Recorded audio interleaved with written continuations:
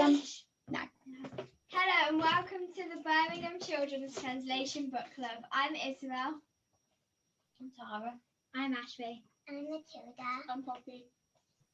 And today we're interviewing Emily Balistrieri for the World Kid Lit blog. Emily is the translator of Kiki's delivery service. You can read our review on the blog. We hope you enjoy. Emily, thank you for taking the time to speak to us today. No problem. Where are you joining us from? I'm in Tokyo, Japan, where I live. Isabel. What inspired you to translate? I always just really liked reading books as a kid, and even not as a kid. So if I could do a job that involved reading lots of books, that seemed like the best kind of job there could possibly be. And I really like learning foreign languages. So if my job can be sharing books I like to read in Japanese with people who can't read Japanese, then it's perfect, right? So that's why. Ashby? What was your first language apart from English? French, actually. I did a little bit of Spanish in school as well, but I studied a lot of French. Do you want to ask about when you started learning Japanese? When did you start learning Japanese? I think I was around 15. I started teaching myself in high school, and then when I went to college, I got to take classes finally. And was it something that you studied and that so have you done like a degree in it and everything, or is it? Yep. Yeah, I did a BA in Japanese in college, but I think like some kids can do it in high school, but we didn't have that option. So I just started teaching myself and kind of researching. So if there's something you're interested in, I always recommend just looking it up because we have the internet now. So Matilda?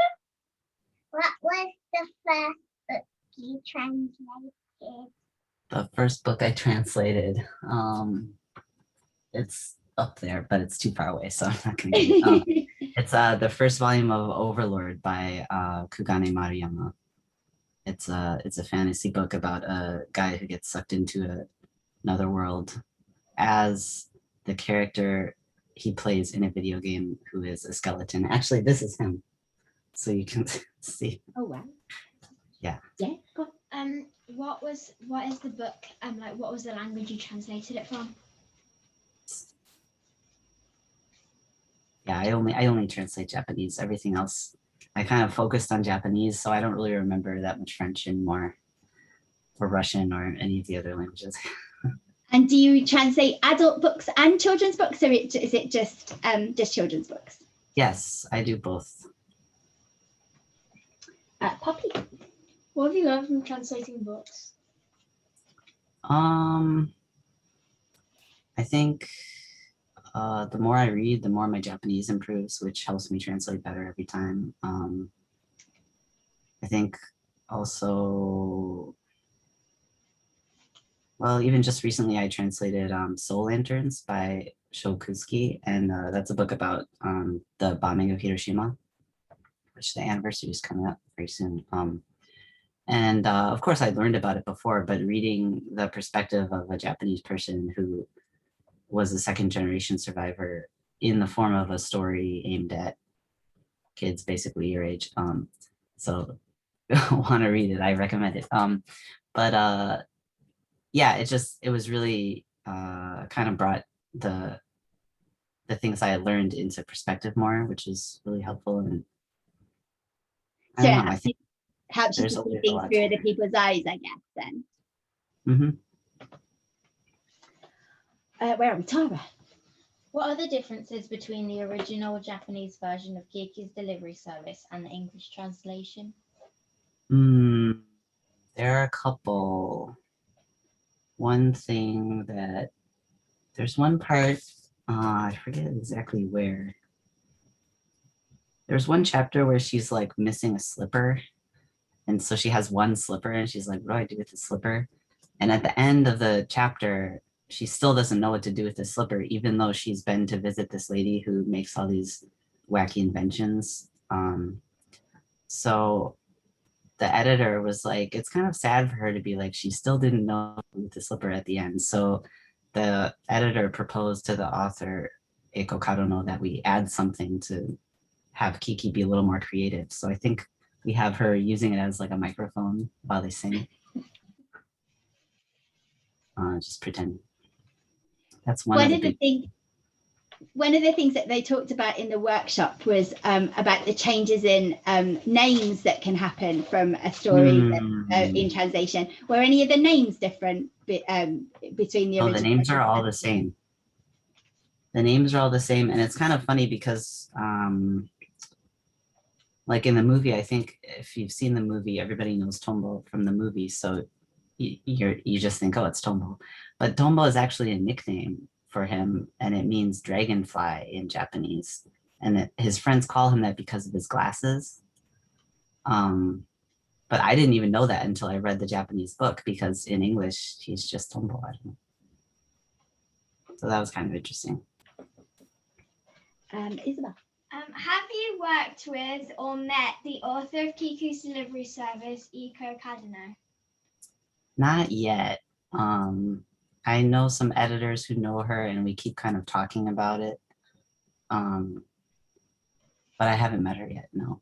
She runs a really nice Instagram account. If you haven't seen it, she does it in Japanese and English, and she's so cute and like really cheerful. So I recommend checking her Instagram out if you get a chance. Have you seen the film? Yes, but not recently. I think I saw it probably, when was the last time I saw it? Probably like 20 years ago. My birthday is tomorrow, so I'm feeling a little old.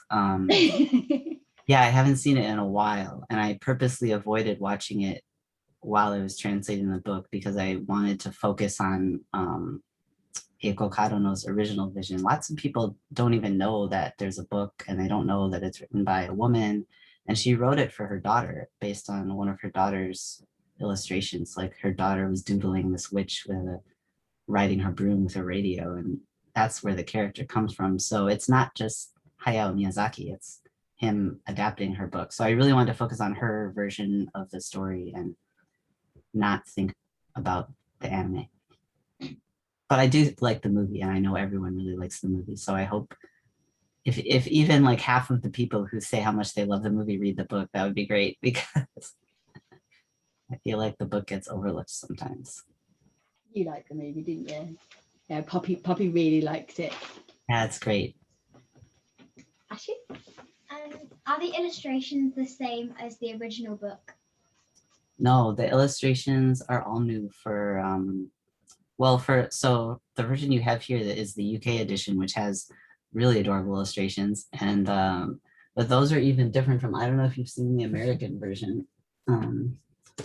They're completely different again. So we have 3 different illustrators working, and I'm not going to remember all the names correctly right now, which is kind of a shame, but yeah, so the American one is by Yuta Onoda, and they look kind of,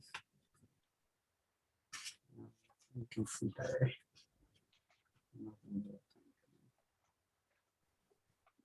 Where are they?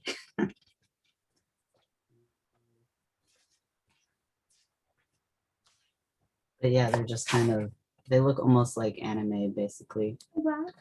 but a little bit different from the movie, I think.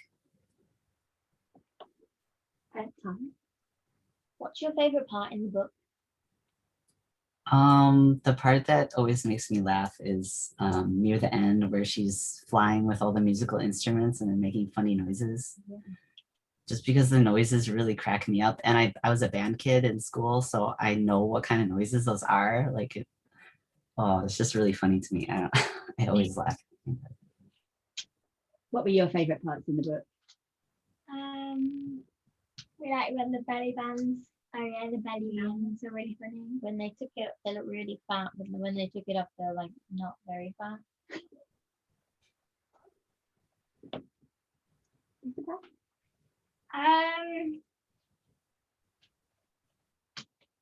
Are some of the scenes in the book traditional in Japan? For example, like witches and leaving home at 13?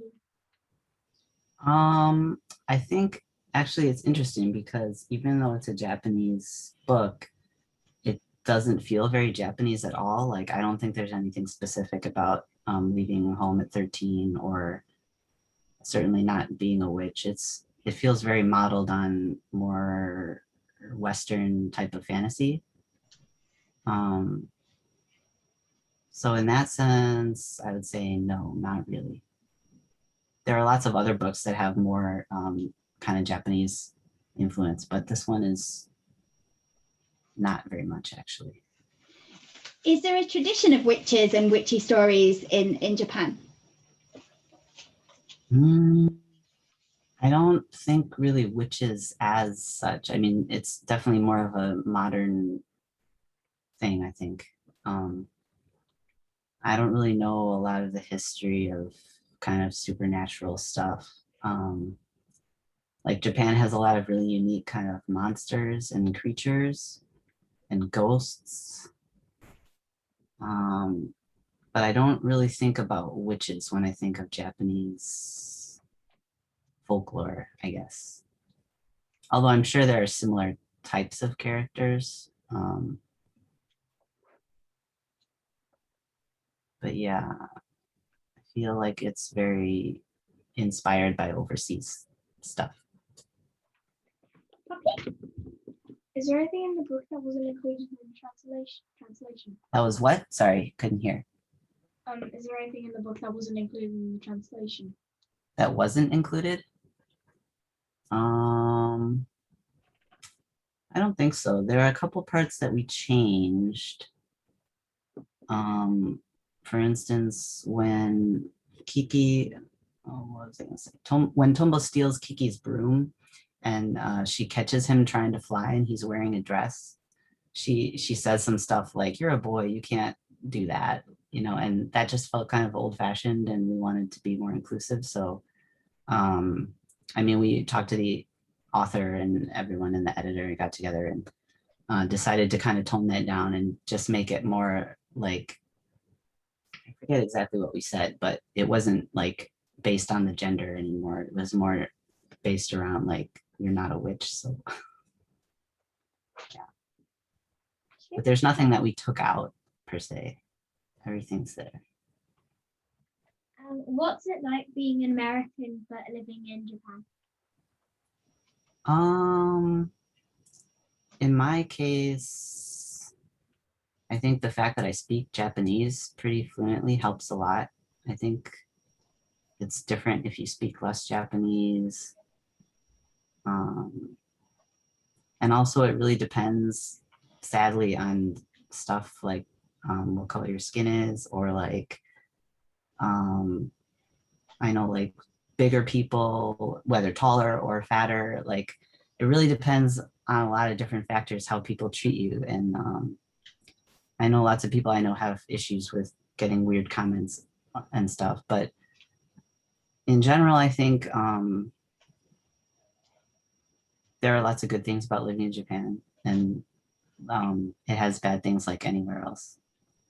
One of the things I really like is having health insurance because in the US it's hard to get health insurance, but here you get it just from the government. So it's easy. How long Sorry, have you been living it's kind there? of boring. It'll be 9 years in March. So it's been a while. I'm Matilda. What is your favorite book and favorite writer? That's a hard question. I think probably my favorite author is Tomihiko Morimi. And if I pick one by him, I think my favorite is probably so hard. But probably the Tatami Galaxy, which actually we just announced that I'm going to be translating it. So I'm really looking forward to that. But there are so many books I like. In English, I really like Philip Pullman. and who else? David Mitchell. But also for kids, I think my all-time favorite is Daniel Pinkwater. I don't know if you guys have ever heard of him, but he's an American author and writes really creative, interesting stories about kids going on adventures with weird creatures and aliens and I don't know, lots of stuff. It's really fun. That's great. Try and introduce the lesson. And now for our final quick fire round. Okay, Reading or writing? reading. Japan or America? Ooh, I guess I'm still here, so I'll take Japan. Summer or winter? Summer.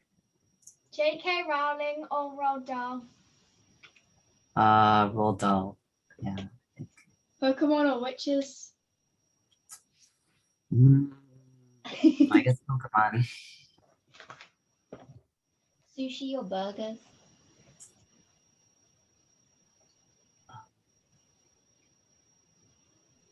They make burger sushi here. But I'll take sushi, I think. If I had to pick. Night or day? Day. Lions or tigers? Tigers. Definitely tigers.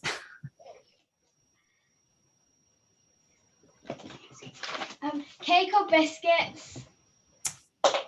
Cake, I think. Yeah. Dog or cat? Hmm? Dog or cat? Oh, dog. Dogs for sure. I'm a dog person. The answers you wanted. Yeah. Pokemon. Who's doing you? Thanks for doing this with us. Oh, no problem. It's fun. Is there anything else on your mind? Have you got any other questions that you'd like to ask? Can you teach us a little Japanese? Sure. What would you like to say? Should we say hello? How are you? Hello, yeah. My name is Hello, it's konnichiwa. Konnichiwa. Konnichiwa. Anything else that you'd like to learn in Japanese? Happy birthday. Happy birthday. Happy birthday. Happy birthday is otanjobi omedetou. Otanjobi is birthday. Otanjobi. And congratulations is omedetou. So otanjobi omedetou. Omedetou. Yeah, you can just say omedetou for anything happy. Just omedetou. Have you got any other questions? And then maybe you could learn to say goodbye and then you could say goodbye to. Oh yeah, what's goodbye in Japanese? You don't know? Any guesses? You might have heard it before. Is it sayonara? Yeah. Sayonara. Sayonara. Yeah, you hear it in English as like sayonara.